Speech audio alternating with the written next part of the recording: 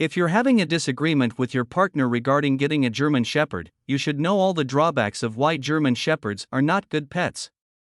When choosing a dog, it's crucial to know all the cons of the breed before deciding if you're compatible. So, are German Shepherds bad? Let's discuss about it in this video. As I share 8 prominent reasons, 7th reason is extremely important and you just can't ignore it. Let's begin. 1. German Shepherds are prone to medical conditions. German Shepherds can develop medical conditions, so it is crucial to get your puppy from the right dog breeder. The breeder must be reputable and should show you the pup's parents before you pay for and acquire the puppy. You will need to take your German Shepherd to the vet twice a year for a checkup even if there are no signs of medical issues. A qualified vet can help prevent or slow down any future problems. Nonetheless, there is no guarantee that your dog won't develop any genetic disorders despite doing your due diligence when buying a German Shepherd. Unfortunately, this is one of the cons of German Shepherds. 2. German Shepherds shed a lot. The kind of dog you should have is determined by the type of work you're willing to put in. And if cleaning up fur and regularly brushing your dog isn't an option, then you should not get a German Shepherd. GSDs usually have double coats, except for long-haired German Shepherds, and their undercoat hair sheds faster than a middle-aged dad with financial stress. That said, they don't lose their complete look by shedding because the fur is replaced at almost the same rate at which it is shed. Nonetheless, loose fur takes a lot of cleaning up. When your dog feels cuddly and rubs up against your leg, the loose hair will switch over to your denim. Carpets, sofas, and clothing are other surfaces that catch loose fur via friction. With German Shepherds living between 9 and 13 years, you have to ask yourself whether you're willing to invest 2 hours every week brushing your dog 2 to 3 times a week. If not, German Shepherds are bad for you. 3. GSDs can be aggressive. One of the most significant reasons not to get a German Shepherd is that a poorly trained GSD can get aggressive. While the breed is among the smartest in the canine intelligence hierarchy, its constituents aren't naturally good at socializing. In fact, their perception of the norms is dictated entirely by their early experiences. If you're too busy to take your German Shepherd puppy on walks and don't often have friends over, you might be cornered into isolation. German Shepherds decide the baseline for zero danger by observing the stable factors in their environment. If sleeping alone is one of those factors, the dog might be pretty suspicious to find someone in your bed. Unsocialized GSDs can jump to the conclusion that any human except the ones that live in the house is a potential threat. 4. GSDs require lots of active involvement. The key takeaway from the possibility of German Shepherds becoming asocial is that they require effort. To some, this is a drawback in itself.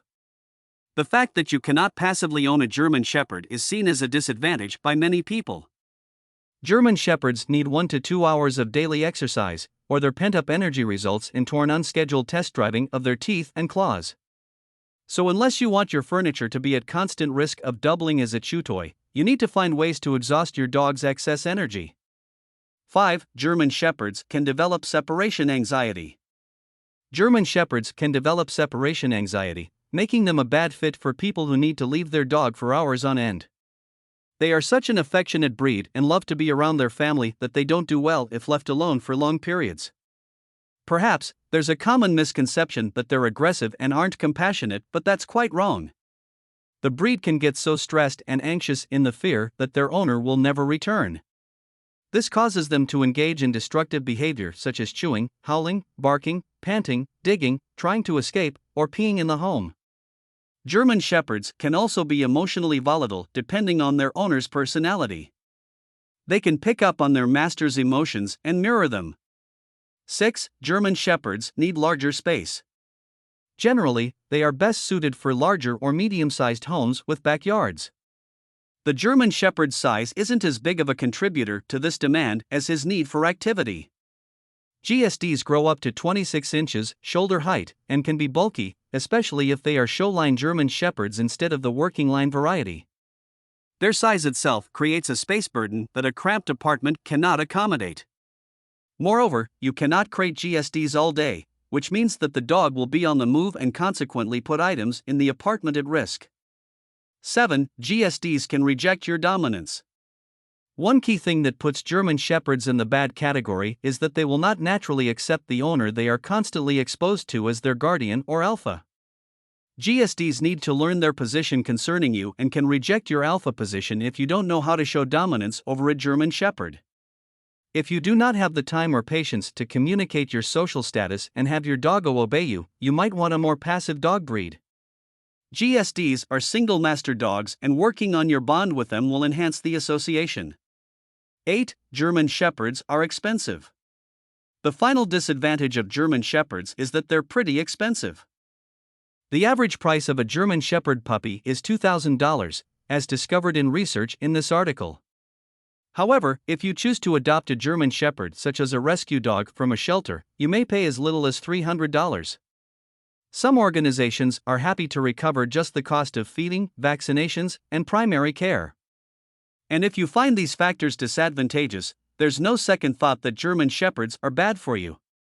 Otherwise, head on to the purchase and say hi to your new partner for lifetime. See you in the next video.